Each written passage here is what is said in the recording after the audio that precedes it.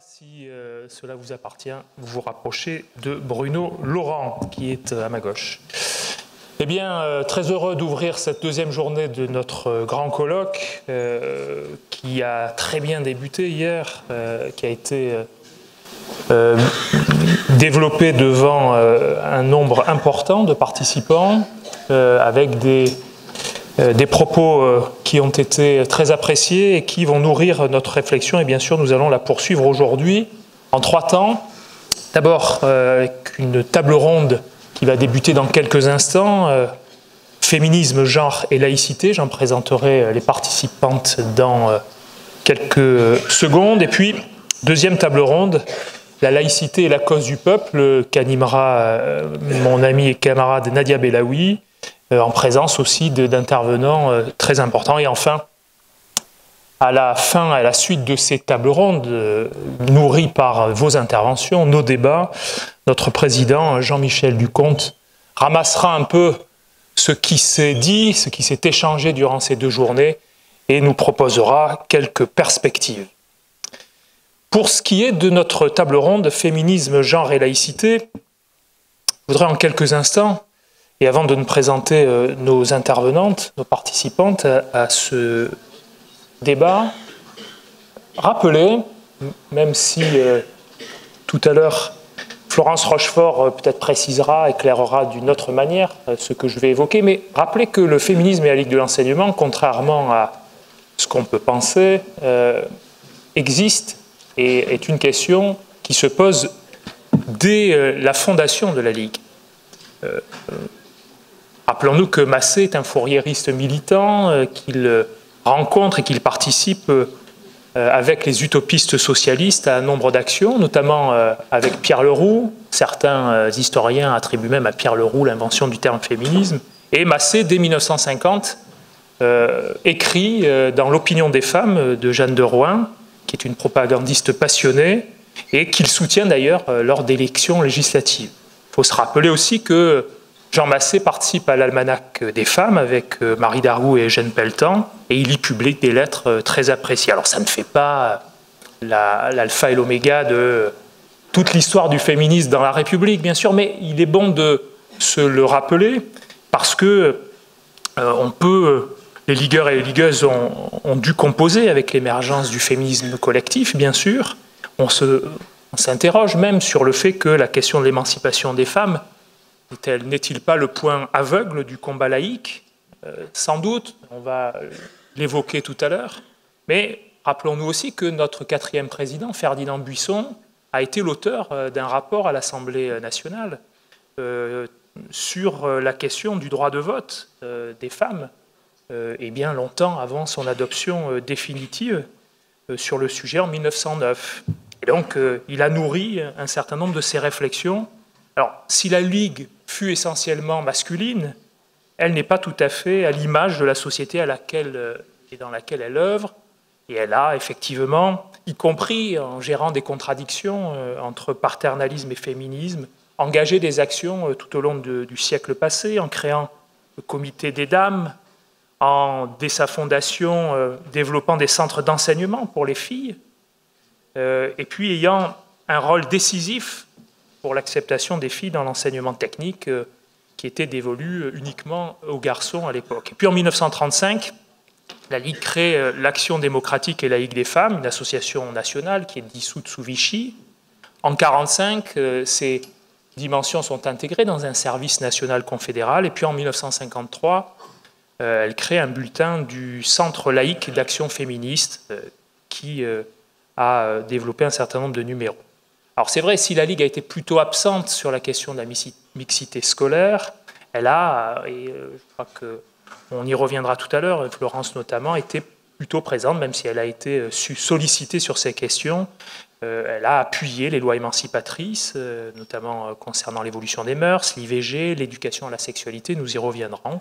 Et puis elle a nourri des partenariats féconds avec nombre d'associations, aujourd'hui bien sûr, mais bien sûr avec le planning familial par exemple depuis de nombreuses années. Alors si le féminisme, effectivement, est un continent que le vocabulaire simplifie, nous avons aujourd'hui, au vu de nos enjeux, intérêt, d'abord dans les rapports éducation populaire-féminisme, pour réaffirmer que c'est une dimension très importante, et puis parce que les rapports entre féminisme et laïcité sont des rapports complexes, et que nous avons décidé d'éclairer aujourd'hui, d'abord bien sûr dans des dimensions historiques, et également en pointant d'une manière très forte les problématiques contemporaines ou ultra-contemporaines, parce que les rapports entre religion et statut des femmes sont très complexes, et on va voir que les rapprochements historiques, sans faire d'anachronisme, sont intéressants, et également ils sont complexes entre les institutions républicaines dès la fondation de la République et les femmes aussi.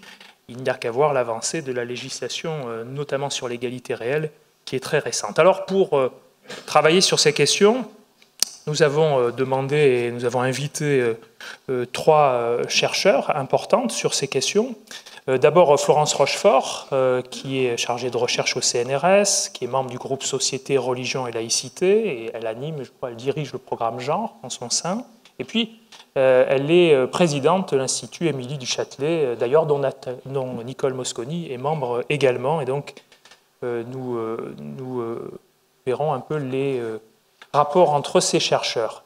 Nicole Mosconi, qui nous présentera un travail sur rapport entre féminisme et laïcité, qui est professeure émérite en sciences de l'éducation à Paris 10, Nanterre, et qui est en cours de publication dans les prochaines semaines d'un ouvrage de la croyance à la différence des sexes, et qui est notamment l'auteur en 1996 de Femmes et Savoir. Et puis Malika Hamidi, qui est docteur en sociologie, qui a soutenu brillamment sa thèse en mars 2015 à l'École des hautes études en sciences sociales sur le thème « Féministe musulmane dans le contexte postcolonial de l'Europe francophone, stratégies identitaires et mobilisation translocale ». Et elle est également membre du comité consultatif européen, et qui traite notamment du sujet « Femmes musulmanes oubliées », l'impact de l'islamophobie sur les femmes musulmanes, recherche, programme qui est porté par le lobby européen des femmes et le réseau européen contre le racisme. Voilà ces 3 invités, 3 intervenantes qui vont évoquer notre sujet, féminisme, genre et laïcité, donc sur 3 interventions d'1 quart d'heure, et comme hier, nous procéderons ensuite à des échanges et des débats entre nous. Je cède tout de suite, ici ou là, comme le veut Florence, la parole à Florence Rochefort. Merci de votre attention. Ben, merci beaucoup, et puis merci d'être là pour réfléchir tous ensemble, toutes ensemble à ces questions. C'est des questions, voilà, on le sait bien, polémiques, et donc peut-être je vous précise d'où je parle, puisqu'on en a parlé hier à la table ronde, ça semble important. On a souvent plusieurs casquettes. Aujourd'hui, j'aimerais vous parler en tant qu'historienne des féminismes d'abord, et en tant qu'historienne des féminismes, je me suis intéressée aux liens entre féminisme et laïcité, avec notamment une collaboration très fructueuse avec Jean Bobéro, à qui on doit vraiment la constitution de la laïcité comme objet historique, et ça a été tout à fait fondamental. Et puis comme spécialiste en études de genre sur les domaines plus généralement de religion et sécularisation. Donc c'est plutôt des questions que j'ai envie de vous poser, plutôt que de vous donner une vision trop, si vous voulez, trop normative de ce que devraient être les liens entre féminisme et laïcité. Pourquoi je préfère avoir cette position? Parce qu'il me semble que mon rôle, c'est de nourrir ce débat, plutôt d'amener de la complexité, et plutôt vous décrire comment ces liens ont été faits, plutôt que de vous dire comment ils devraient être faits. Donc ça n'empêche pas que dans la discussion, ensuite, nous pourrions tout à fait échanger sur ce que pourraient être des liens plus fructueux entre féminisme et laïcité. Alors comment ces liens ont été faits, et quel est le poids de cet héritage, ou quels sont, disons, quelquefois les flous? Alors je voudrais reprendre 2 propositions qui ont été faites depuis le débat de 1989 de l'affaire de Creil. Nous avons eu deux propositions autour de laïcité et égalité des sexes.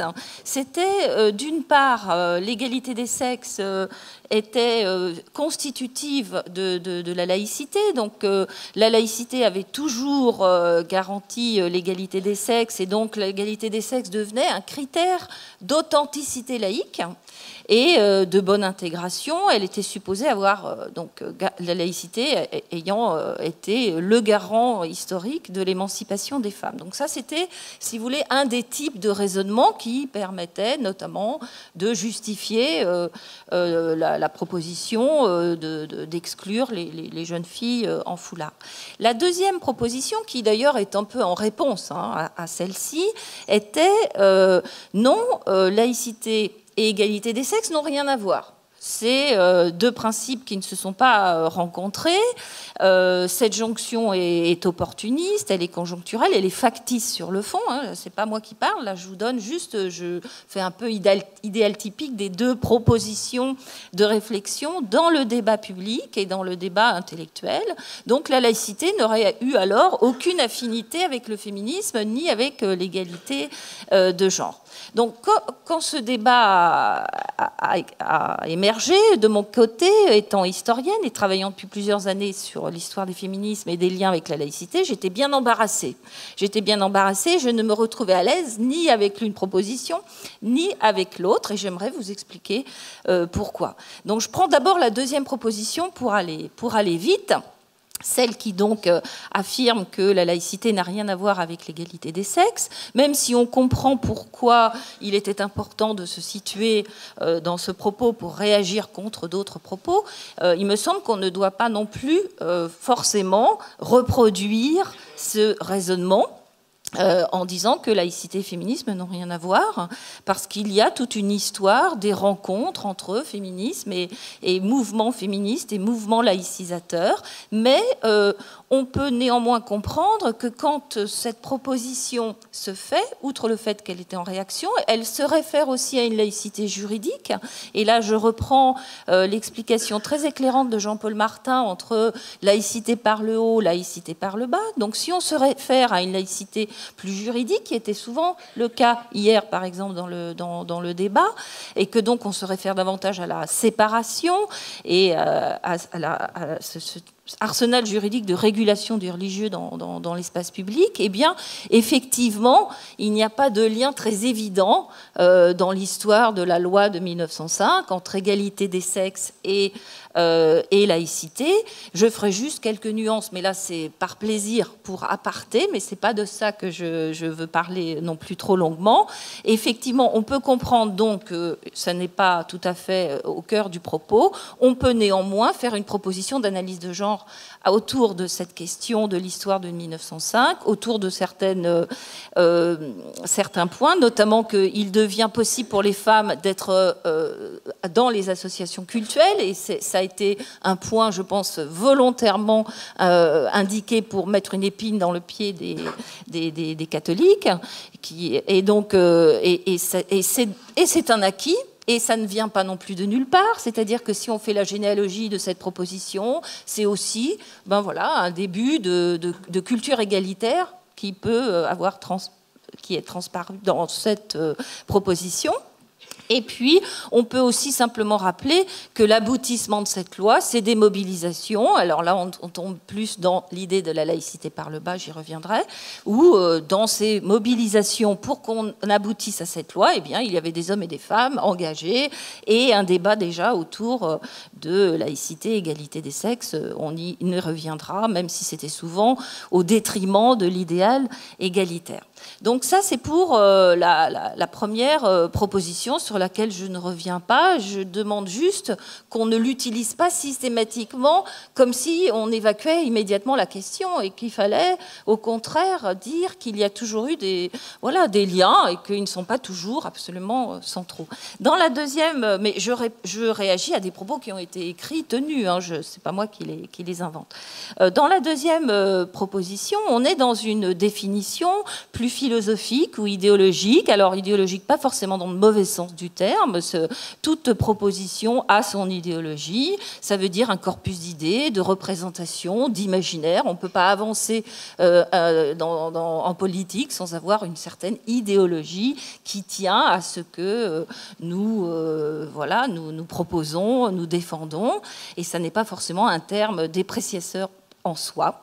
Dans cette approche, et elle a été fondamentale pour faire vivre ce mouvement laïcisateur, c'est donc aussi cette laïcité comme valeur qui a accompagné les différents seuils de laïcisation, pour reprendre l'expression de Jean Bobéro. Et à ce moment-là, c'est très intéressant d'en faire l'histoire. Quels étaient les idéaux laïques de nos prédécesseurs, de nos prédécesseuses, et comment ont-ils fait le lien entre laïcité et égalité des sexes. Et c'est à ce moment-là plutôt une histoire sociale de la laïcité et de la laïcisation qui nous permet de retrouver les conflits, parce que ce sont des liens qui sont conflictuels entre féminisme et laïcité, mais ils ont été aussi riches de confrontations. À ce moment-là, qu'est-ce que nous constatons, si nous nous situons dans le long terme, ce que nous propose le titre de ce colloque? Eh bien, nous avons une laïcité où cette idéologie laïque, d'abord, elle est diverse, elle est contradictoire dès le départ, et par ailleurs, elle est ambivalente à l'égard du genre. Qu'est-ce qu'on fait de l'égalité des sexes? Oui, c'est une proposition. Certains y adhèrent, comme Jean Massé, Léon Richer, même Jules Ferry, dans sa jeunesse, est membre d'un des groupes féministes que j'avais étudiés sous le Second Empire. Donc, il me semble qu'il est important plutôt de parler d'ambivalence que de systématiquement parler d'exclusion, parce que même s'ils ne sont pas majoritaires, bien sûr que cette laïcité qui s'instaure, elle va s'instaurer en un consensus minimum autour de l'exclusion des femmes de la citoyenneté. Et que le propos majoritaire, il est d'émanciper les femmes de la religion. Et particulièrement du catholicisme, et non pas d'émanciper les femmes pour elles-mêmes en tant que sujet autonome et individu autonome. Donc il y a cette ambivalence. Néanmoins, dans cette volonté d'émanciper les femmes de la religion, il y a des propositions égalitaires qui seront intéressantes et qui permettront des alliances entre différents courants et qui seront tout à fait déterminants dans l'histoire de l'accès des femmes à l'égalité des sexes. Mais dans l'histoire de l'accès des femmes à l'égalité des sexes, nous avons donc des dissidents laïques, on pourrait dire, qui osent être partisans de l'égalité, alors que la majorité était contre. Et puis nous avons des dissidents de différentes confessions. Donc c'est une alliance aussi objective entre des protestants, des juifs, des catholiques dissidents de l'esprit majoritaire, si vous voulez, de leur église, et qui néanmoins sont en synergie pour défendre l'accès à l'égalité des sexes. C'est une idée à la fois marginale et très contestataire et subversive, mais néanmoins présente dès la Révolution française. Donc quand on redécouvre Condorcet sous la Troisième République, le grand savant révolutionnaire Condorcet, les féministes laïques ou les laïques féministes redécouvrent aussi le potentiel féministe de Condorcet, qui n'était pas forcément mis en avant par les autres laïcisateurs. Donc je plaide, si vous voulez, pour que cette histoire marginale, minoritaire, soit réintroduite dans une narration de l'histoire de la laïcité et du féminisme aujourd'hui, et la complexifier en montrant qu'il ne s'agit pas forcément d'une exclusion du religieux, mais d'une exclusion du religieux conservateur et anti-émancipateur, et que par ailleurs, il y a des courants, notamment sous la Troisième République, juifs et protestants, qui étaient favorables à l'émancipation des femmes, et que c'est la réunion de ces forces émancipatrices qui ont permis de faire avancer les choses, non sans débat, par exemple, sur la sexualité, ou on dirait aujourd'hui sur les questions de genre, c'est-à-dire l'identité, la relation plus personnelle ou intime entre les hommes et les femmes. Il y avait des divergences à l'intérieur de ces courants féministes, les courants plus religieux progressistes étant plus conservateurs sur ces questions-là que les féministes radicales. Et ce radicalisme sous la Troisième République était souvent anti-religieux. C'est-à-dire qu'on a déjà, dans ce petit, c'est un petit milieu, hein, mais dans ce petit milieu, on a déjà toutes les divergences. On pourrait faire un schéma avec comme un peu un arbre généalogique, hein, où on aurait à chaque fois, voilà, les féministes radicales qui ne sont pas anti-religieuses, mais les féministes radicales qui sont anti-religieuses, enfin, et on aurait plutôt l'idée d'un radicalisme anti-religieux. Si on en revient à l'époque beaucoup plus contemporaine, on aurait au contraire plutôt des tendances féministes radicales qui seraient, disons, ouvertes à un dialogue avec des féminismes religieux et un féminisme peut-être plus, disons, institutionnel ou plus réformiste, qui serait davantage crispé autour de l'idée que la religion serait forcément voilà, porteuse de recul. Donc ces questions, je n'ai pas de réponse, je n'ai pas de solution miracle. J'aimerais juste dire qu'il y a à chaque fois un potentiel. Il y a un potentiel pour ce lien entre laïcité, égalité des sexes, entre féminisme et laïcité. Et quel est le déclencheur de ce lien? Eh bien, c'est un lien politique. C'est-à-dire, quels sont les adversaires? C'est du politico-religieux et ce n'est pas seulement du religieux. C'est le conservatisme ou le néoconservatisme religieux et pas forcément le religieux en tant que tel.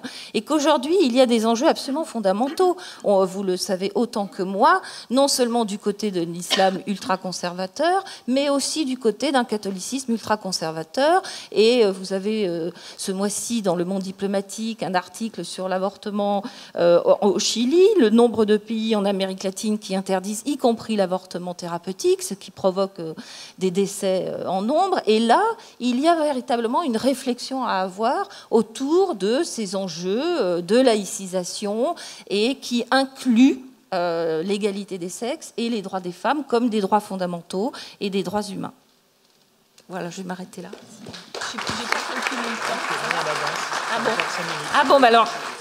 Alors, si j'ai encore 5 minutes, je peux peut-être... pardon, je savais plus ce qu'on m'avait dit de me presser. 5 minutes. Oui, peut-être alors, parce que dans la proposition qui nous a été faite, on se demandait, y a-t-il possibilité d'une émancipation des femmes par... bon, il y avait une formulation autour du petit texte qui est dans le programme. Alors, j'aimerais juste dire que là aussi, c'est assez complexe de parler d'émancipation. Évidemment, on peut avoir une émancipation individuelle. On s'émancipe par rapport à ses parents, par rapport à la norme qui est autour de vous et qui vous contraint ou vous échappez à des contraintes.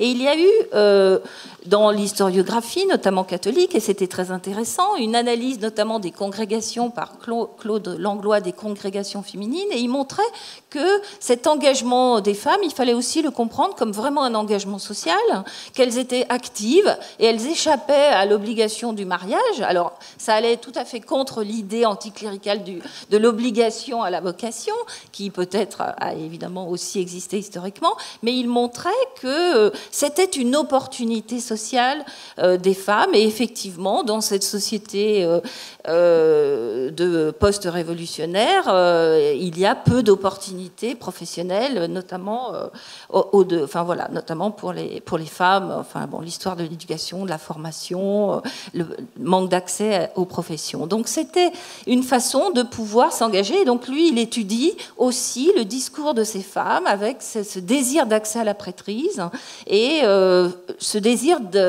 d'action, on dirait aujourd'hui, d'agency, de capacité d'agir. Donc je pense qu'effectivement, c'est intéressant d'avoir à l'esprit, donc il y a aussi beaucoup d'études sur des groupes de femmes musulmanes qui mettent en avant cette idée que le religieux, c'est aussi un espace dans lequel des femmes trouvent la possibilité d'abord d'échapper éventuellement à d'autres normes ou contraintes familiales et de trouver une possibilité de s'exprimer, d'expérimenter leur capacité d'agir.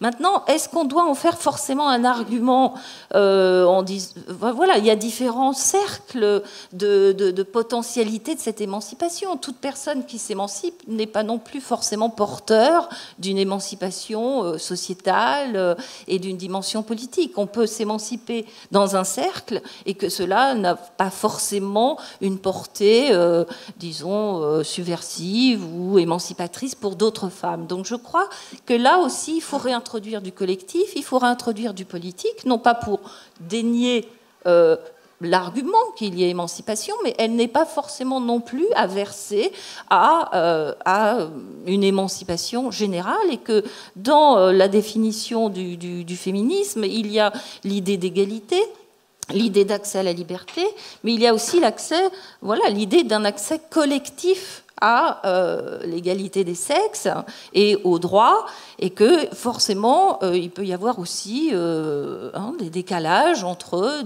par exemple, pour essayer d'enlever du religieux ou pour se faire comprendre, quand on étudie l'histoire des femmes à la Belle Époque, vous avez tout un courant d'émancipation vers le sport, le mouvement, la bicyclette, le costume, qui ne sont pas pour autant des féministes. C'est-à-dire qu'elles n'ont pas non plus forcément l'idée de vouloir émanciper un groupe ou de changer une société. Donc la dimension, là aussi, politique d'une action me semble fondamentale à garder en tête pour savoir quelle société nous voulons, quels sont les enjeux d'une société commune, quels sont les enjeux justement de cette adhésion, de ces conceptions de laïque ou de la laïcité comme vivre ensemble, au-delà des émancipations individuelles. Merci beaucoup de cette première intervention. Je passe donc la parole à Nicole Mosconi, donc, qui va effectivement poursuivre sur les rapports entre féminisme et laïcité. Merci. Je voudrais remercier la Ligue de m'avoir invitée une nouvelle fois. J'ai été présentée tout à l'heure, donc je ne vais pas dire d'où je parle. Effectivement, à la fois d'une formation philosophique et ensuite de travaux et de recherche en sciences de l'éducation. Je vais commencer tout de suite. 15 minutes. Bon. Alors, si on définit d'une part le féminisme comme un mouvement politique de combat pour la libération des femmes et contre l'inégalité entre les sexes. Et par ailleurs, si on définit la laïcité, je reprends la définition rapide de Patrick Weil, parce que effectivement c'est très compliqué quelquefois de définir, mais je trouve que c'est pas mal. Combinaison de 3 principes: la liberté de conscience, le libre exercice de tous les cultes, la séparation de l'Église et de l'État. On pourrait s'attendre à ce moment-là à ce que la laïcité lutte contre les dogmes religieux qui défendent un ordre socio-sexué inégalitaire et qu'elle soit favorable à la liberté et à l'égalité des femmes. Je pense que sur le principe, effectivement, c'est le cas. Donc, à ce moment-là, la laïcité devrait soutenir le féminisme. Maintenant, si on regarde historiquement le processus historique de laïcisation, comme dit Jean Bobéro, que je vais citer aussi, décidément, force est de constater, je dirais, que les choses se compliquent quelque peu.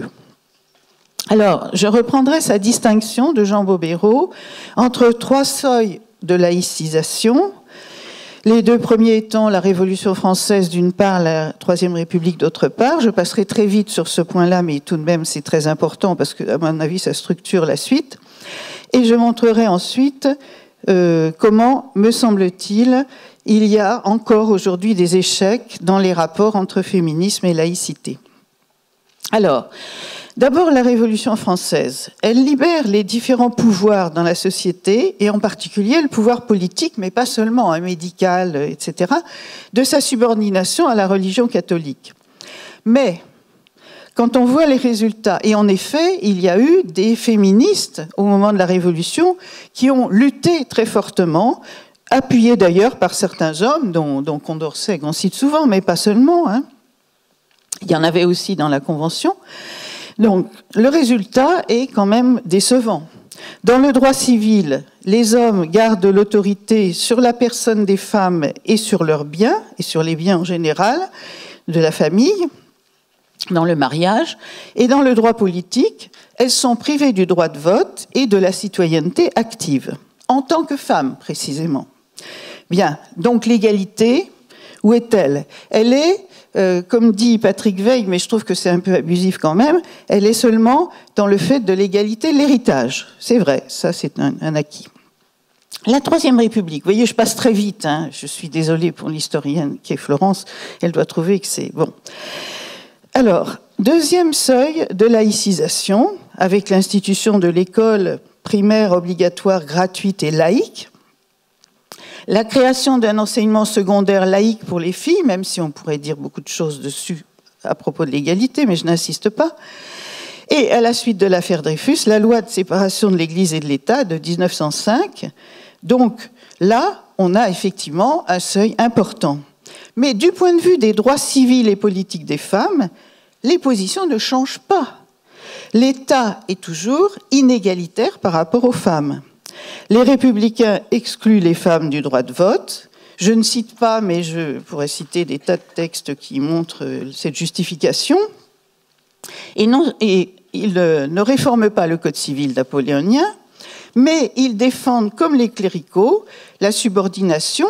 Ils l'indiquent comme ça, par exemple Henri Marion, qui est quand même un des idéologues de la Troisième République du côté de l'éducation, la subordination, comme il dit, des femmes dans le mariage.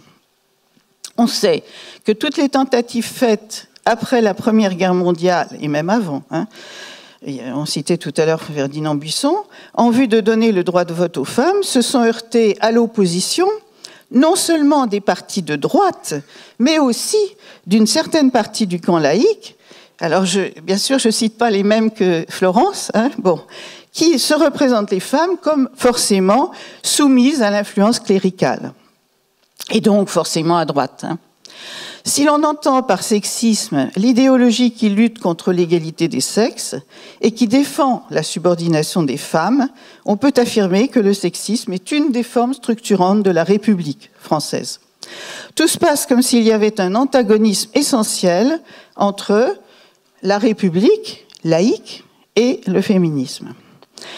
Après la Seconde Guerre mondiale, la Quatrième République, puis la Cinquième, après évidemment Vichy, hein, affirme le caractère laïque de la République et c'est inscrit effectivement dans la Constitution. Mais sont-elles pour autant antisexistes et favorables à l'égalité des sexes, donc au féminisme? Question. Alors, en 1944, les femmes obtiennent le droit de vote et d'éligibilité. Grand progrès. Troisième seuil de laïcisation, en effet, on pourrait le dire. Hein. Mais la famille vit toujours sous le régime du Code civil qui légalise l'inégalité entre les sexes. À partir de 1960, les luttes féministes ont obtenu le vote de la loi autorisant la contraception en 1967. Et je ne reviens pas sur ce que disait Florence, effectivement sur l'importance que certains milieux laïcs ont joué dans cette lutte. Puis ensuite l'interruption volontaire de grossesse en 1975. On pourrait y voir une victoire de la laïcité, je le vois comme ça, hein, en ce que les prises de position hostiles de l'Église catholique, au nom de ses options doctrinales, n'ont pas prévalu. La nouvelle législation entérine la séparation de l'État et du droit par rapport à toute norme éthique religieuse. Cependant, Jean Bobéro fait remarquer, bon, mais peut-être que ce n'est pas très important, je ne sais pas, que le comité d'action laïque ne s'est guère engagé dans ces combats. Alors, aujourd'hui, dans la période récente, la laïcité de l'État a donné une légitimité aux revendications des féministes. Et est-ce que du coup, on constate une déstructuration de sa tradition historique d'une république fondée sur un sexisme constituant? Pour répondre à cette question, je prendrai 3 exemples. Je verrai si j'ai le temps. Hein. Bon. Tout d'abord, les conflits autour du mariage pour tous, puis les polémiques autour du terme genre, et enfin la question de la parité. L'opposition de la droite au mariage civil pour tous s'est faite au nom d'une doctrine du mariage directement inspirée, je pense, de la religion catholique et qui le fonde sur la différence de sexe, la procréation.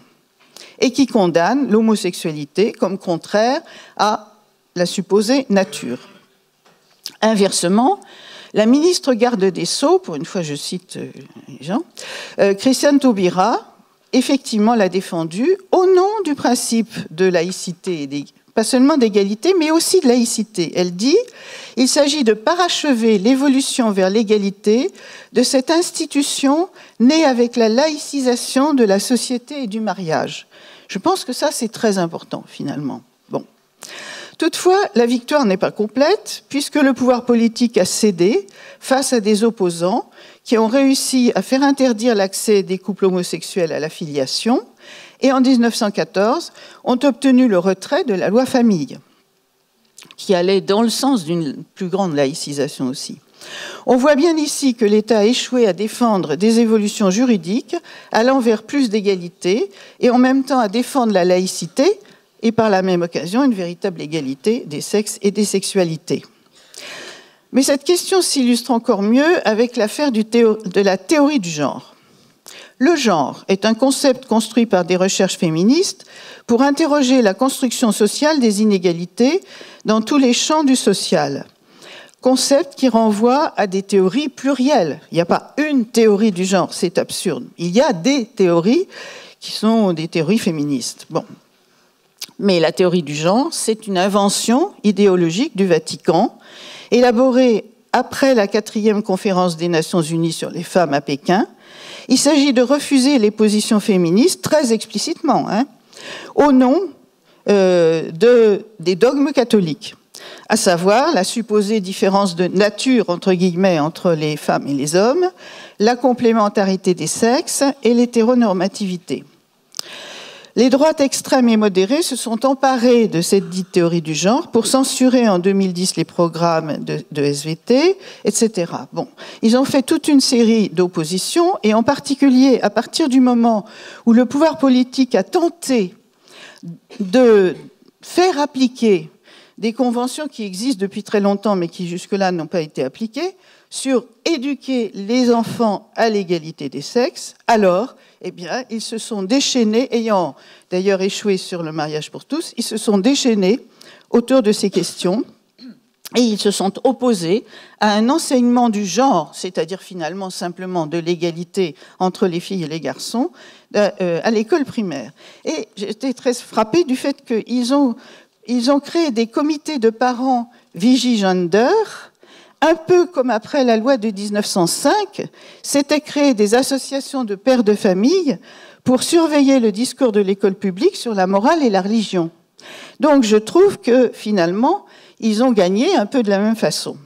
Ils ont gagné pourquoi ? Parce que le pouvoir politique, là, a reculé.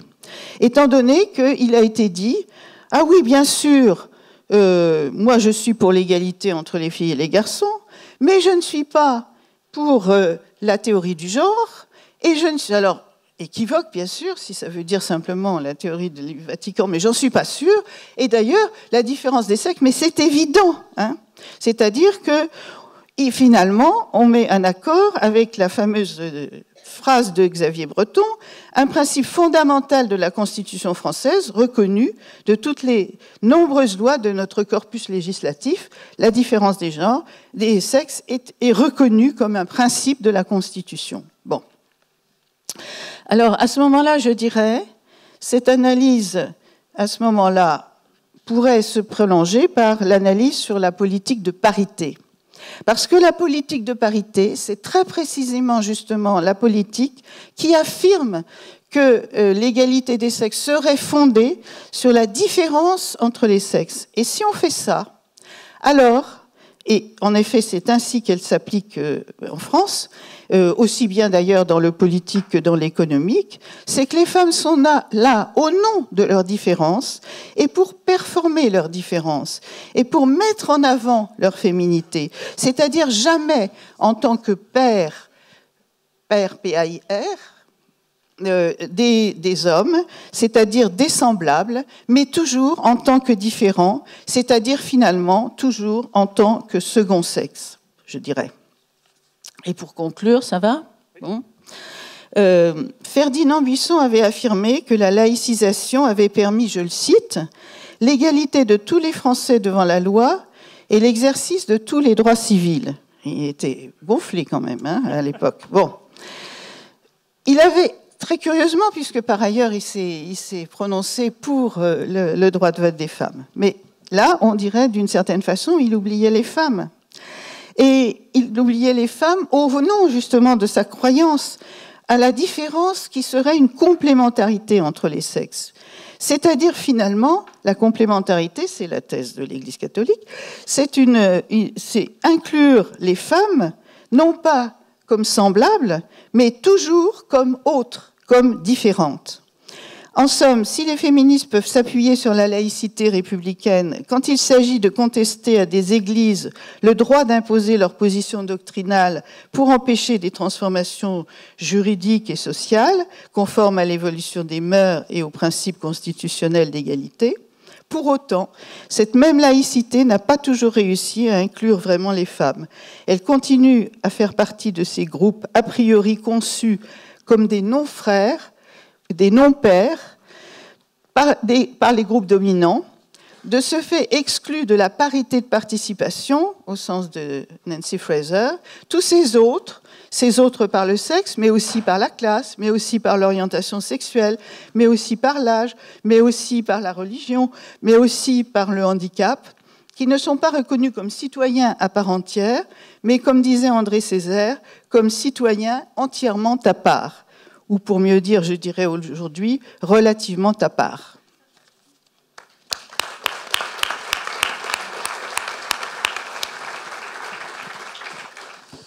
Merci à Nicole Mosconi. Et maintenant, je passe la parole à Malika Hamidi qui va traiter du sujet « Enjeux du féminisme musulman en Europe francophone ».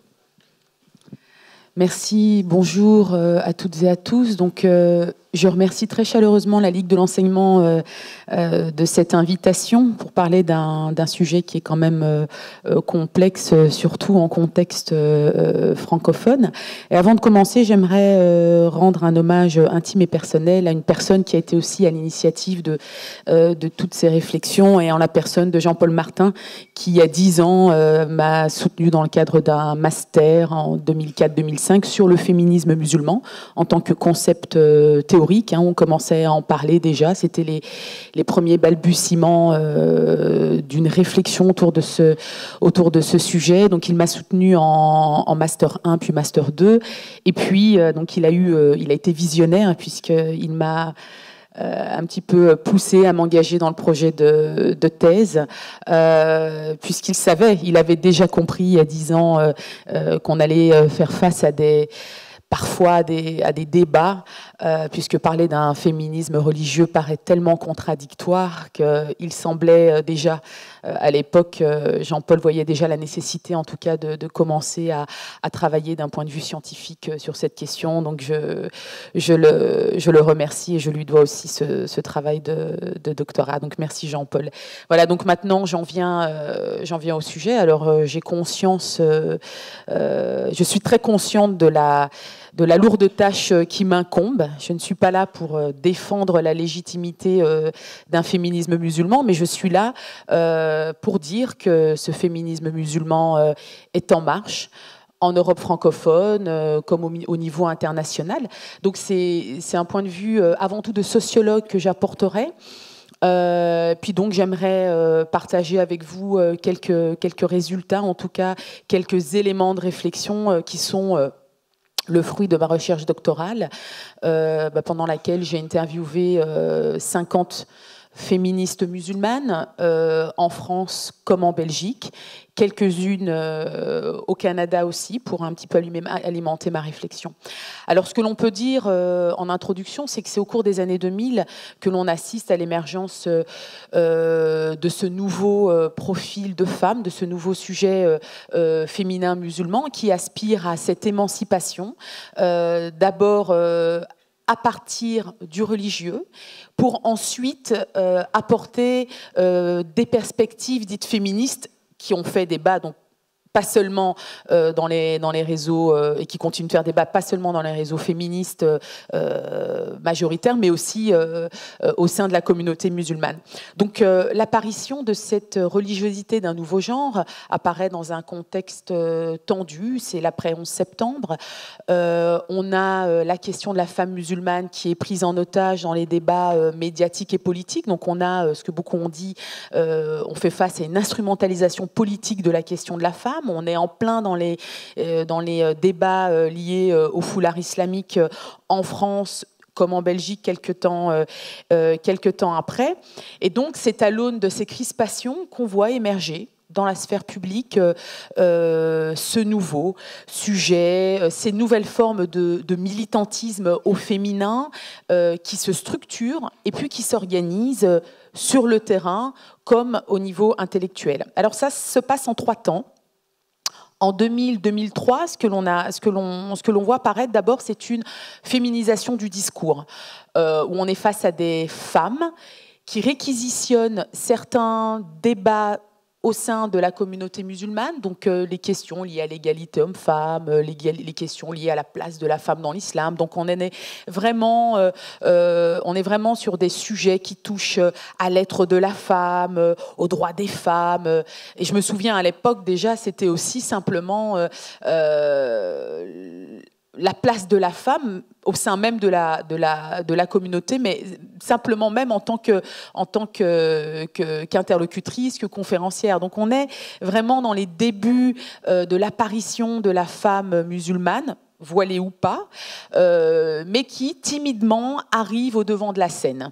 Et puis là, on est dans les affaires de foulard islamique, dans les débats, et on a une prise de conscience d'une génération de femmes musulmanes qui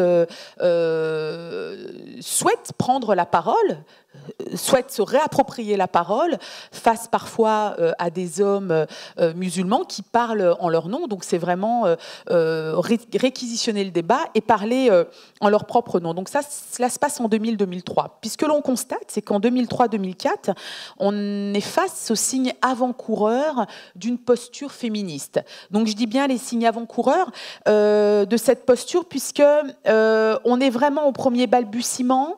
À cette époque-là, on a des femmes qui... Alors, la question de la langue est très importante, je l'ai souvent dit dans les conférences, c'est que toute la lecture, toute la littérature en lien avec le féminisme musulman, la production est surtout en anglais.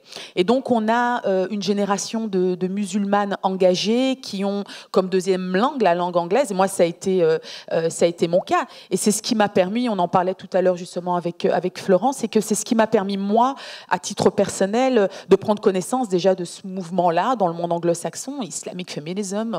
On a toute une pléthore d'intellectuels qui travaillent sur ces questions-là. Et donc, moi, j'ai pris connaissance de ce mouvement-là que je découvrais vraiment avec beaucoup d'enthousiasme. Donc, toute une génération de militantes se sont appropriées un petit peu le concept. Elles ont commencé à écrire, à intervenir sur cette question-là et à dire, tiens, pourquoi pas? Et c'est le fameux pourquoi pas un féminisme musulman de Christine Delphi à l'époque.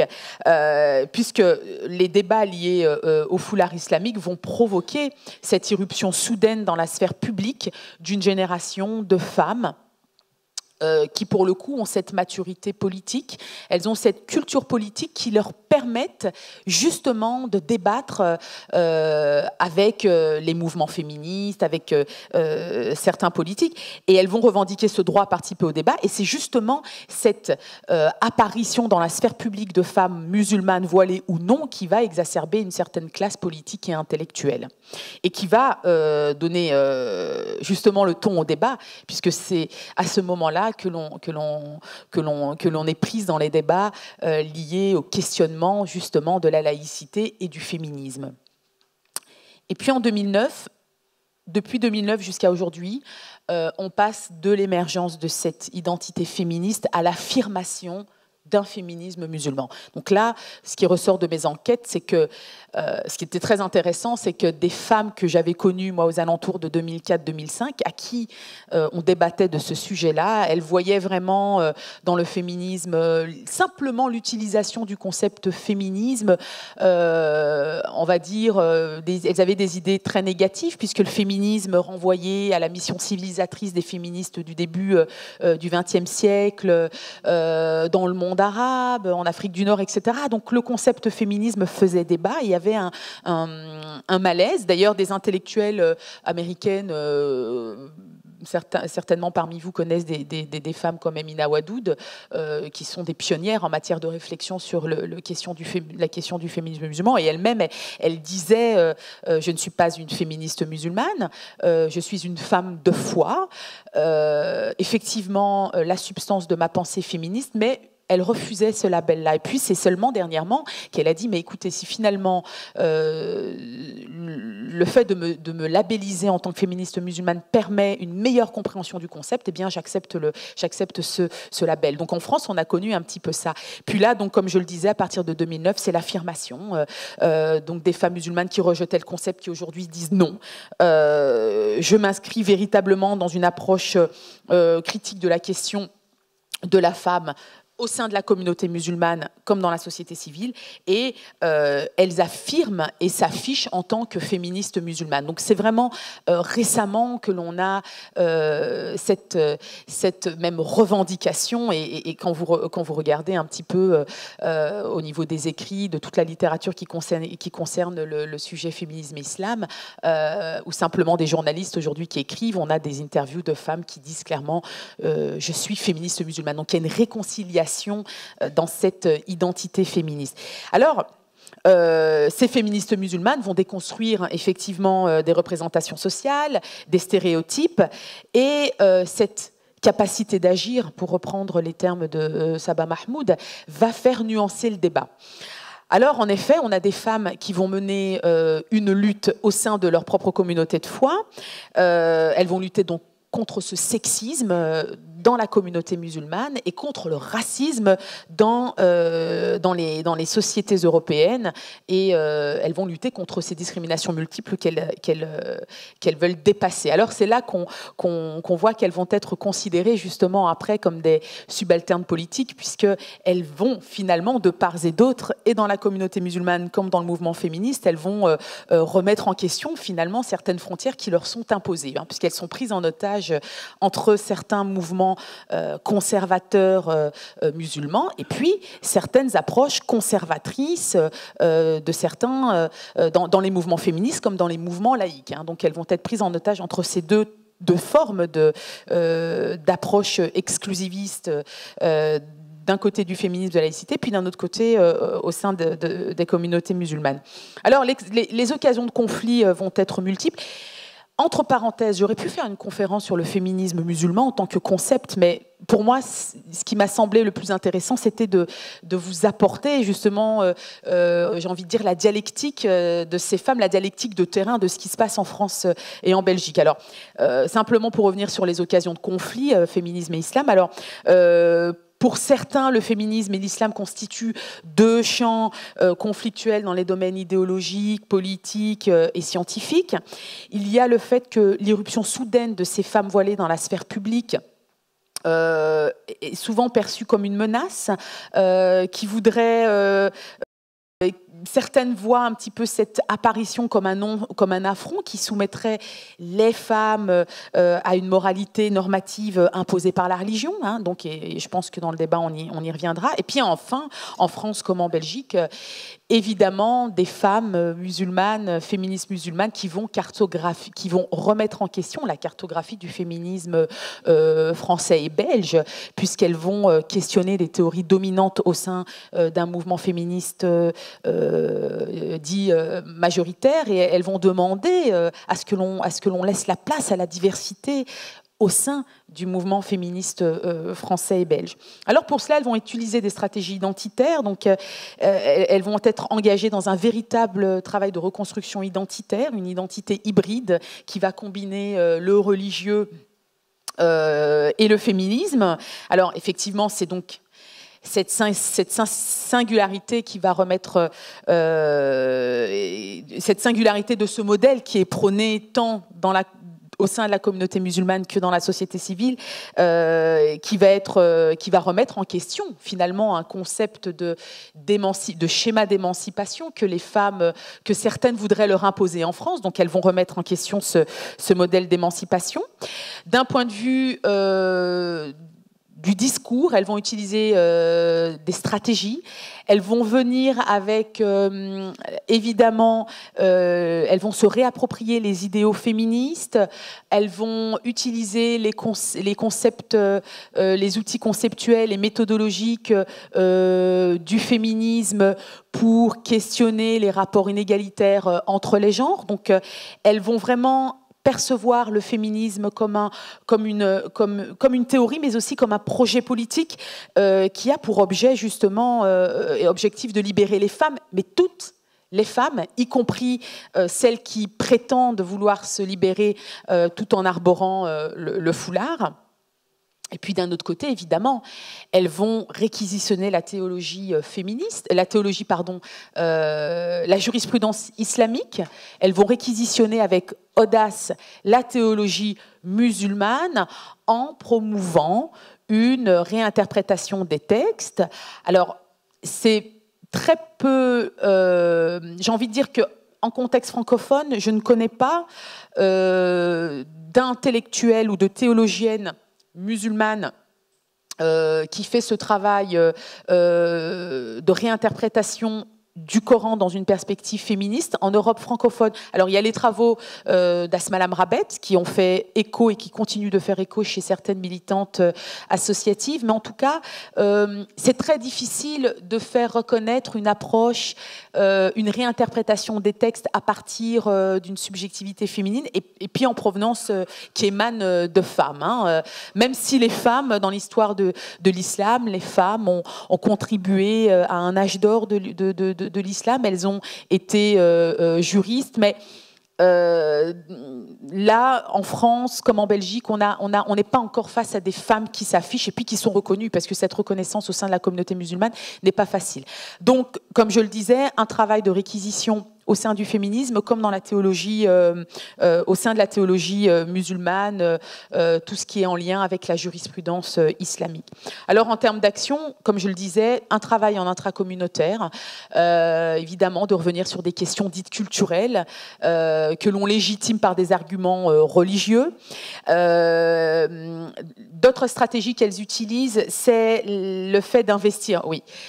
Déjà, le fait d'investir les mouvements féministes pour créer justement des alliances, pour créer une solidarité. Alors, prenons à titre d'exemple le collectif des féministes pour l'égalité, qui à l'époque avait été présidé par Christine Delphi. On a les petites sœurs du collectif pour les féministes pour l'égalité en Belgique. On a eu le MDF, le mouvement pour les droits fondamentaux, le mouvement Tête, qui ont pris un petit peu exemple sur ce réseau-là, qui était de créer des alliances à partir de principes communs de justice sociale et d'égalité entre les genres pour résister contre toutes les formes, contre un système inégalitaire. Et puis, à l'ère de la mondialisation, ce qui est intéressant de voir, c'est que nous avons aujourd'hui des mouvements locaux de contestation qui utilisent la fusion entre la théorie et la pratique d'un certain nombre d'intellectuels féministes musulmanes que je citerai après, et dont l'objectif est véritablement d'ancrer la pensée féministe élitiste sur le terrain. Et c'est ce que moi j'appelle l'émergence d'une sphère publique féministe musulmane, donc des féministes musulmanes au niveau international qui se connectent, qui font circuler le savoir entre elles grâce aux nouveaux réseaux sociaux. Alors en conclusion, ce que je dirais, c'est que c'est dans ce contexte-là qu'un intérêt grandissant aujourd'hui est en train d'apparaître pour les post-colonial studies. Les féministes musulmanes voient toute la littérature autour des théories postcoloniales comme finalement des théories porteuses d'espoir.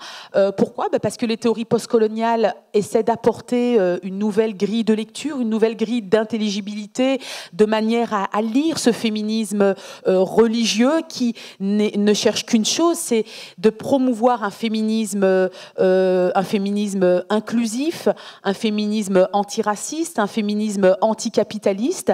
Et elles voient les théories théorie postcoloniale, en tout cas le fait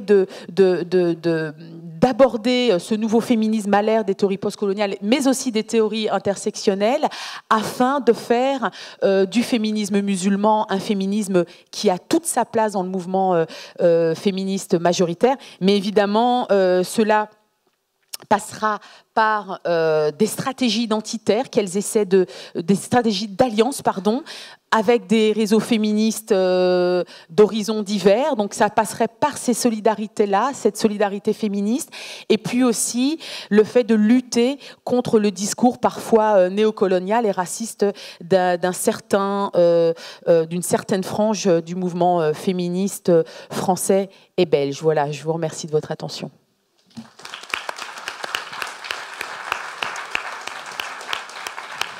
Merci Malika Hamidi, merci à toutes les trois d'avoir tenu scrupuleusement le temps, ce qui n'est pas facile. Et le débat est ouvert sur notre thème et les trois interventions. Alors, merci à nos amis de la Fédération de Paris de faire passer le micro.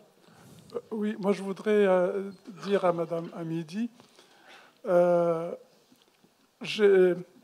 j'ai suivi il y a quelques années un mouvement de femmes iraniennes, il y a 15 ans de ça. Je me rappelle d'une interview d'une militante iranienne qui avait dit qu'elle s'appropriait les textes fondateurs de l'islam pour les étudier elle-même. Et où en est ce mouvement iranien? Et je voudrais vous demander, qu'en est-il du travail de Fatima Mernissi, qui, je pense, elle aussi s'est approprié les textes fondateurs et travaille beaucoup pour la cause des femmes musulmanes?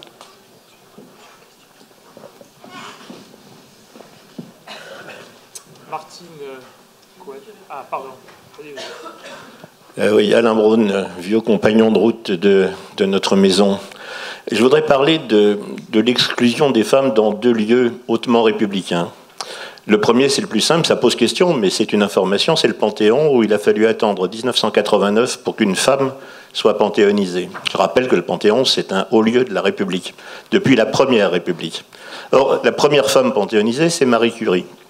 Il a fallu attendre 7 années pour que 2 autres femmes rentrent au Panthéon. C'est une réflexion qui me paraît utile sur la fermeture de l'espace républicain aux femmes. Le deuxième lieu qui me pose plus problème, c'est le Grand Orient de France. Le Grand Orient de France a résisté jusqu'à 3-4 ans à l'entrée des femmes. Or, Frédéric Desmond, qui est un ancien grand maître, mais aussi un compagnon politique de Ferdinand Buisson et d'Émile Combes, a fait vœu, il y a 150 ans, de l'ouverture du Grand Orient de France aux sœurs, aux femmes. Or, on ne peut pas dire que c'est un point de départ religieux. Le Grand Orient de France est réputé républicain. Or, il a fallu attendre, il y a 4 ans, l'entrée de la première femme au Grand Orient de France. Et encore, pour la petite histoire, c'était un transsexuel. D'ailleurs, qui a provoqué le débat. Je vais vous raconter une anecdote. Le grand maître de l'époque, que je ne citerai pas, m'a dit, à la suite d'une communication, il faut que nous considérions cette sœur comme un frère, comme tous les autres.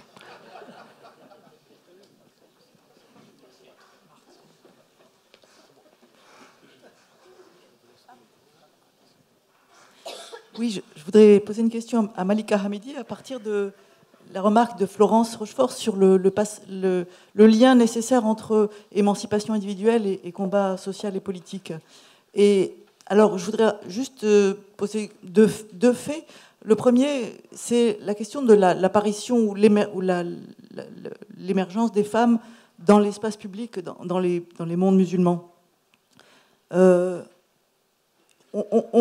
J'entends souvent cet argument que le voile permet aux femmes de sortir dans la rue, si je peux dire, ou à travail, etc. Mais les femmes étaient sorties déjà avant, et non voilées. Et vous rappelez peut-être, vous connaissez peut-être ce sketch, enfin c'est pas un sketch, c'est une vidéo de Nasser qui a fait rire toute une grande salle en disant mais je ne vais pas pouvoir imposer aux femmes d'Égypte de se voiler, parce que toute la salle a rigolé. On a reçu ça à un moment donné sur nos internets. Donc les femmes étaient déjà sorties dans la rue. Je n'arrive pas à comprendre Pourquoi à un moment donné il a fallu les voiler? Est-ce que c'était une partie des femmes, de la bourgeoisie, et la démocratisation d'eux, etc. Pourquoi faut-il qu'elles soient voilées pour sortir dans la rue? Ou dans la rue, au travail, etc., ou à l'université, etc. Ça, c'est une question importante, me semble-t-il. Et l'autre point de débat, c'est que est-ce que des femmes qui se voilent aujourd'hui en Europe, en France, en Europe, se rendent compte, inscrivent cette histoire dans une longue histoire du dévoilement des femmes européennes en France et en Europe. Il fallait enlever le chapeau, enlever la voilette, etc. Du combat pour les femmes de s'habiller comme tout le monde, quoi. Enfin, comme tout le monde, comme les hommes aussi, comme les hommes. Elles ont acquis, arraché. Donc cette longue histoire-là peut-elle être ignorée, et peut-on sans connotation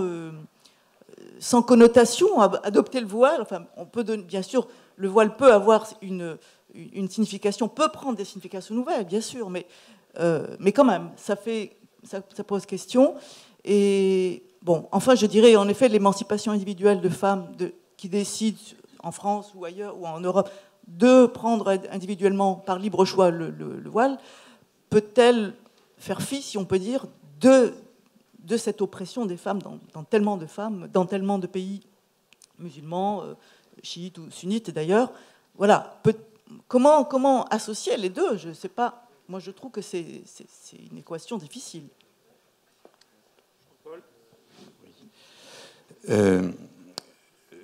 Florence Rochefort et Nicole Mosconi ont chacune, je pense, en des termes différents, mis l'accent sur le fait que le féminisme est inséparable de l'égalité des sexes, d'une vision porteuse d'égalité des sexes. Or, on s'aperçoit aussi que, enfin, je vais le dire sans doute maladroitement, mais que cette égalité des sexes, elle est dans l'histoire des mouvements féministes ou féminins, je ne sais pas où s'arrête exactement les mouvements des femmes ou le féminisme, elle est aussi liée, suivant les moments, à une vision qui met l'accent sur le différentialisme, sur la différence des sexes. Donc c'est un peu la question de l'articulation de l'égalité et de la différence, qui est une vieille question, une question un peu bateau, que je voudrais... alors, je précise ma question. Comment vous faites... Il y a sans doute des idéologies derrière, des visions idéologiques qui mettent tantôt plus l'accent sur l'égalité ou sur la différence ou sur leur articulation. Mais quelle part faites-vous, en tant qu'historienne, à la chronologie, à un effet simplement de chronologie? C'est-à-dire que, par exemple, pour Jules Ferry, on peut prendre effectivement Jules Ferry comme un féministe ou comme un antiféministe, enfin, suivant je pense, on utilise certains textes plutôt que d'autres, mais est-ce que c'est pas clarifier les choses que de dire que à cette époque-là, pour des raisons qui tiennent à la configuration idéologique générale, les républicains pensaient plutôt les choses en termes de différence des sexes, et l'égalité ne venait... Je pense que Florence a beaucoup travaillé sur ces questions, elle est capable donc de répondre clairement à ma question confuse. Voilà, donc ça c'est une première question. Et j'en aurai une autre pour Malika, que je salue et que je suis heureux de retrouver. Mais ça ne veut pas dire que le fait que je l'ai soutenue à l'époque ça ne veut pas dire que je n'ai pas des questions à poser au féminisme musulman. Et justement, ma question est un peu la même, c'est-à-dire comment se vit aujourd'hui ce débat entre égalité et différence à l'intérieur du féminisme musulman.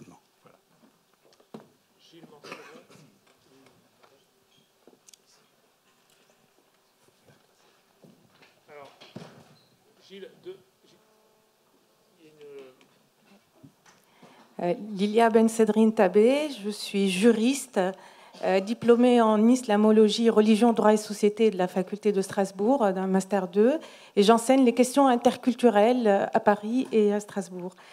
Je vous remercie pour ce débat très important et nous savons combien les questions aujourd'hui interculturelles sont importantes, combien il est aussi important que nous enseignions le vivre ensemble avec nos convictions différentes, apprendre à connaître, reconnaître et respecter les convictions différentes, puisque nous sommes dans une société où les convictions différentes sont sur un même espace de vie.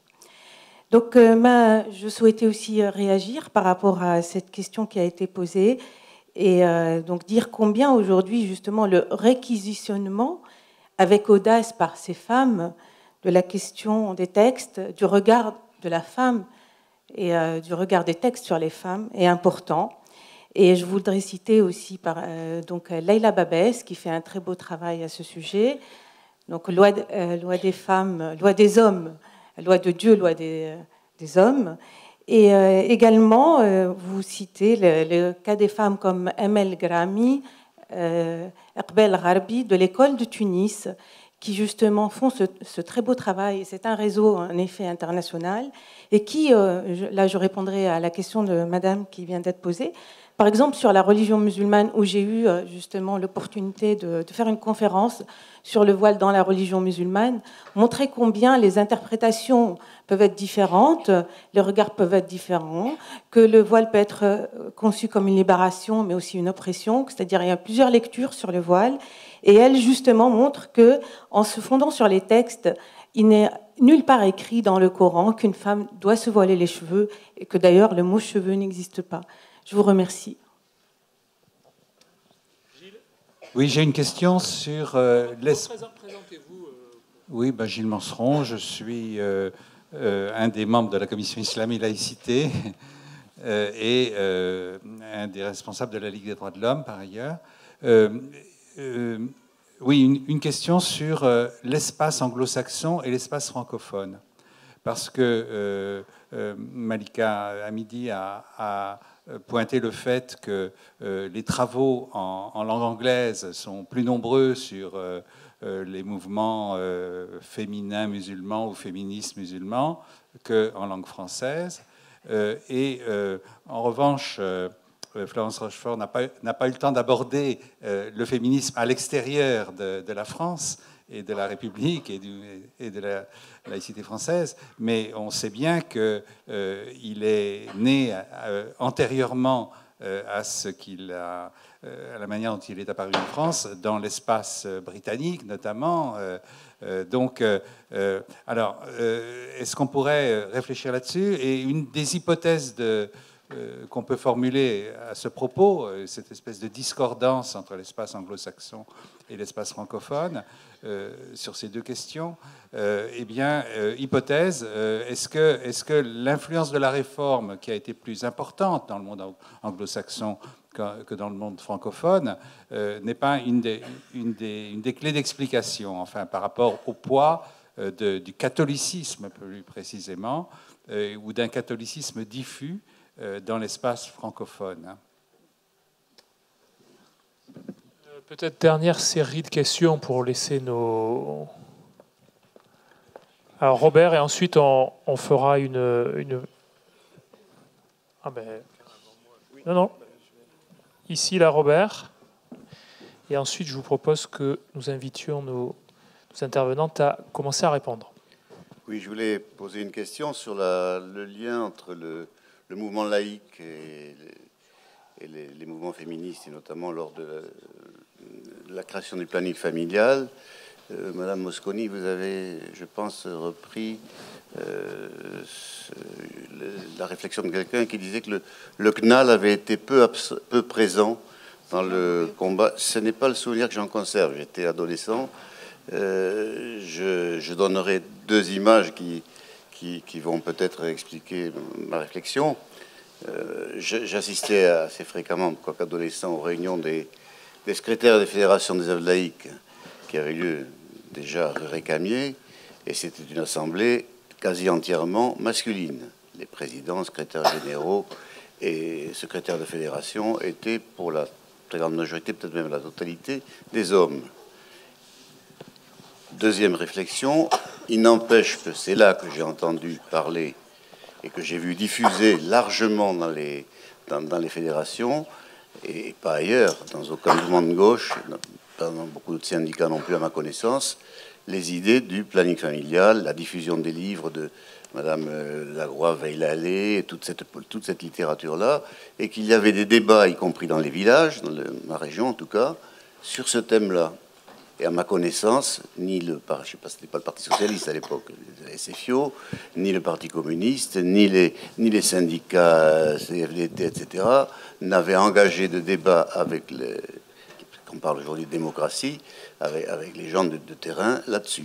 Donc je pense qu'on ne peut pas faire le reproche, en tout cas à la Ligue de l'enseignement, de n'avoir pas été présente, sauf si on me apporte des contradictions. Peut-être qu'il y a des anciens aussi qui sont capables de dire, comme moi, ou le contraire. Je suis prêt à accueillir l'information. Merci Robert, je vous propose à nos... Il y a une autre question par ici. La dernière. Bonjour. Alors, j'aurais... Alors attendez, on prendra le débat tout à l'heure. Dernière question sur ce premier round. Bonjour, donc j'aurais juste voulu savoir un peu ce que vous pensiez d'un... Donc je suis Solène de la Falle de Corrèze. Ce que vous pensiez du fait d'actualité et de la façon dont ça a été traité, qu'ont été l'action des Femen au sein du Salon musulman du Val d'Oise. Voilà, merci. Alors, sur les premières questions, Malika Hamidi, notamment sur les questions concernant les travaux d'autres chercheurs, mais aussi la question de Martine Cohen sur la présence des femmes, en citant Nasser notamment, avant d'être voilée, et d'autres questions. Je vous passe la parole. Merci.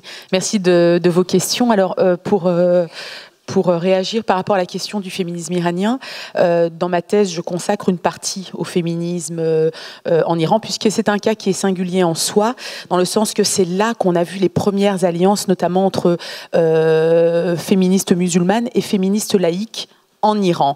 Donc il y a toute une catégorisation qui a été faite au sein du féminisme iranien. Donc on a les féministes laïques, les féministes musulmanes, les féministes de culture musulmane, les féministes islamiques, les féministes islamiques d'État. En tout cas, elles ont toutes pour point commun, effectivement, de questionner le religieux, étant donné l'impact du religieux. Mais ce qui est vraiment intéressant en soi, c'est... Alors, il y a toute une série d'intellectuels, et je crois qu'en Europe francophone, une des plus connues, c'est Zibamil Husseini. On dit que le berceau du féminisme musulman, c'est en Iran. La première qui a utilisé le concept d'islamic feminism, c'était une Iranienne qui a utilisé ce concept-là lors d'une conférence en Angleterre dans les années 90, pardon. Et donc il y a toute une tradition. Ce féminisme musulman, il naît pour la plupart chez les féministes iraniennes. Et je vais même vous dire une chose, c'est que lorsqu'au Maroc, on a revu la Moudawana, on le dit très peu. Mais parce qu'il y a mais ça c'est un autre débat, mais étant donné qu'il y a une chasse au chiisme dans le royaume chérifien, on ne dit pas que pour la plupart, en tout cas en matière d'interprétation, au Maroc, ils se sont inspirés du rite jafarite, qui est un rite chiite, en fait, mais on n'en parle pas. Donc, pour vous dire que cette tradition de réinterprétation des textes, elle est prégnante en Iran, et moi, je le présente comme un cas unique et singulier dans ma thèse, mais notamment parce qu'il y a ces alliances entre féministes laïques et féministes musulmanes ou islamiques qui travaillent sur cette relecture des textes. Concernant Fatima Mernissi, j'ai aussi toute une partie qui est consacrée aux travaux de Fatima Mernissi. Vous avez raison, c'est pour ça que j'ai dit entre parenthèses qu'il aurait fallu une conférence sur le féminisme musulman, où là j'aurais effectivement retracé même l'histoire de ce féminisme musulman. Fatima Mernissi, qui est incontournable, qui a fait un travail scientifique au niveau de la chaîne de transmission des hadiths, c'est-à-dire des actes et des dires du prophète. Donc elle a fait tout ce travail scientifique, où elle a effectivement expliqué que certains hadiths misogynes et machistes étaient fabriqués par les hommes. Donc vous avez raison de la citer. Par rapport à la question de Martine Cohen, donc moi ce que je pense, c'est que vous avez raison de dire que les femmes dans le monde musulman, il y a cette tradition de manifestation de femmes qui étaient engagées, qui avaient, comme je le disais tout à l'heure, une culture politique. Elles se sont engagées, elles descendaient dans les rues. Moi, je pense qu'il y a deux choses. C'est que le regard des médias a changé. C'est-à-dire que lorsqu'on a vu les révolutions dans le monde arabe, les médias ont mis le focus effectivement sur des manifestations et les femmes voilées ont été mises en avant. Donc, vous savez, il y a un article dans le New York Times qui disait que finalement, les révolutions arabes, la manière dont a été médiatisée la révolution arabe a changé l'image de la femme musulmane dans l'inconscient collectif. On n'a pas attendu que les femmes...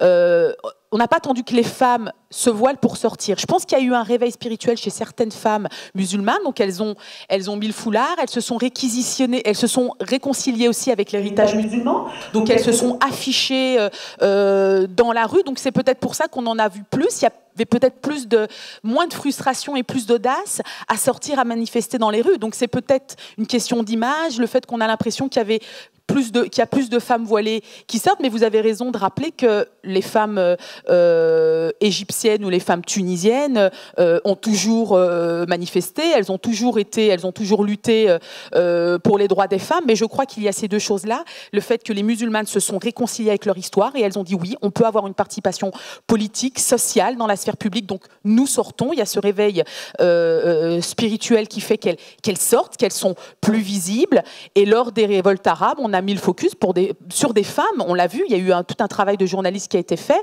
mais c'était des femmes qui ne manifestaient pas pour une égalité entre les genres, c'était des femmes qui voulaient lutter pour plus de justice sociale et parce qu'à la tête de leur gouvernement, c'était des dictateurs et donc c'était pour ça qu'elles se battaient avant tout, avant de parler de cette égalité entre les genres. Je ne sais pas, Martine, si j'ai répondu à votre question. Par rapport à la visibilité croissante des femmes voilées et ces questionnements par rapport au foulard, il y a l'ouvrage ce dernier ouvrage qui est sorti en France, Ce que disent les femmes voilées, de Faiza Zerwala, je crois, ou Zerwal, je ne sais plus, vous me corrigerez. Quand vous l'écoutez, quand vous lisez, elle dit que vous prenez...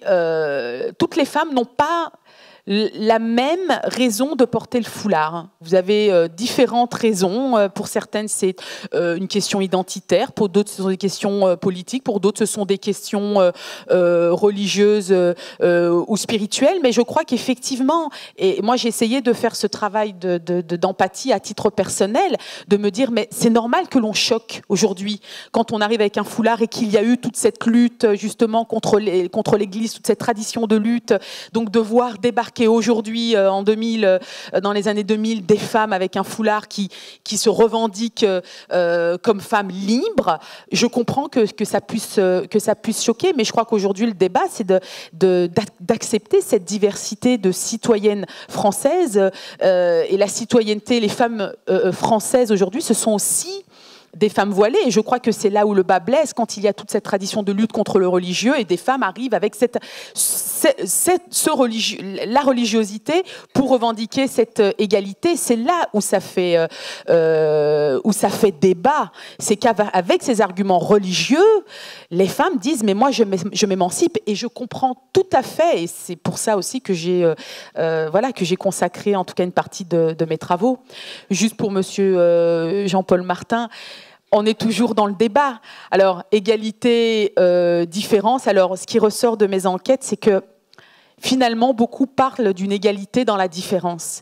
Donc, mais une différence qui ne peut pas justifier une hiérarchisation, c'est-à-dire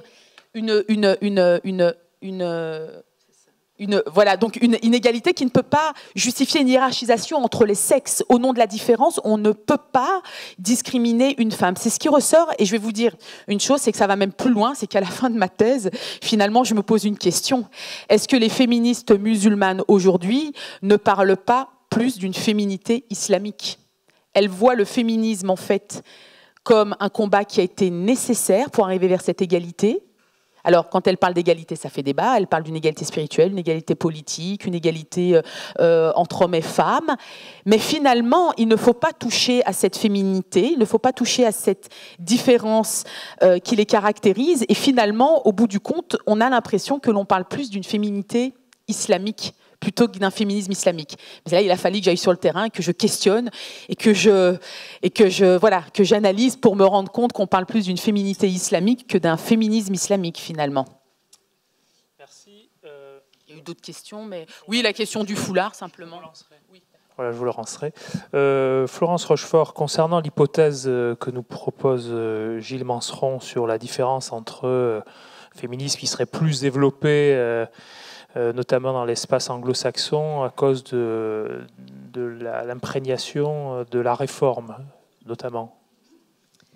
Oui, c'est assez compliqué comme question, mais disons, je ne partage pas cette idée que tout viendrait des pays anglo-saxons. Il y a un féminisme voilà, dans d'autres pays européens et notamment en France. Le mot féminisme vient d'ailleurs de la langue française et s'est exporté. Donc c'est plutôt un mouvement international qui a toujours échangé avec des transferts culturels très importants. Et l'argument de l'influence américaine anglophone est très souvent, même si elle est réelle et il y a des échanges bien entendu, mais elle est quand même très souvent utilisée pour dire que ce serait quelque chose d'exogène à notre culture et donc je suis un peu méfiante par rapport à cette vision. Récemment, dans un débat où j'étais plus invitée pour parler des études de genre et m'insurger comme l'a fait Nicole et comme nous le faisons tout le temps à l'Institut Émile Châtelet pour essayer de déconstruire cette idée de la théorie du genre. Et rappelons que c'est un enjeu très fondamental aussi en Europe, où il faudrait nettoyer toutes les propositions de loi pour enlever genre, comme aujourd'hui on a enlevé genre dans tous les programmes scolaires. Enfin, donc nous nous insurgeons beaucoup autour de cette question et il m'a été répondu, oui, mais c'est du postmodernisme qui vient des États-Unis, donc c'est quelque chose dont nous devons nous méfier. Donc c'est pour ça que la question me gêne un peu. Donc je répondrai qu'il y a une tradition française et de mobilisation française autour des droits des femmes dès la Révolution française, qui ne s'est pas non plus transmise de génération en génération de façon aussi simple, et que très rapidement, les premiers grands événements aux États-Unis, c'est plutôt 1848, et que très rapidement, ce sont des échanges internationaux. On a parlé de French feminism au moment justement disons, d'une espèce d'exportation d'un produit qui serait vu comme un produit français et qui a énormément influencé le féminisme américain aujourd'hui. Donc, si vous voulez, tout ça, ce serait plutôt du transfert culturel et je crois qu'il faut au contraire, montrer que ces mouvements sont vraiment pionniers d'une globalisation de la pensée avec bien sûr des versions plus locales. Et sur la question égalité et différence, en fait, j'ai plutôt envie de parler d'égalité et liberté. Parce que dans l'histoire des féminismes, et là internationaux, il y a toujours les deux registres argumentaires.